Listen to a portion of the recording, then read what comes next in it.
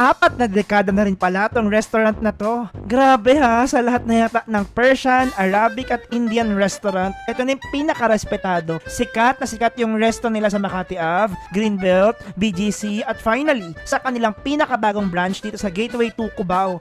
Hay mga ka-80s, Hosseins ang pamagat ng resto. Grabe, 1985 pa pala nag-open yung store nila here sa Pilipinas. Na-impress ako ng malala sa kanilang interiors. World class at para akong wala sa Pinas. Modern, stylish, very Persian ang atake. Mas lalo tuloy akong ginanahang kumain. First to try Greek salad, fresh, maasim-asim with vinaigrette, made special with feta cheese yan siya. Ito namang samosa, na mas naging special yan siya with their mango and green chutney. Then itong butter chicken, grabe sobrang mega duper sarap. Buttery, manamis-namis, tapos tender ang chicken pieces. Perfect lang i-partner sa naan bread. Ito namang kebab platter, pinakasulit. May chicken kebab na juicy at perfect ang char. Tapos may beef tenderloin kebab na sobrang tender at malinamnam. Ang perfect nito ay partner sa saffron rice at sa biryani rice. Long grain sila, authentic ang pagkakagawa, fragrant, aromatic, di masyado maanghang. Grabe, napaka-exceptional ng experience ko here. Pasok na pasok to kung gagawa ako ng top 10 restaurants na preserve nila yung cultural dishes na inihahanda talaga nila, tapos mahusay ang service, execution ng food,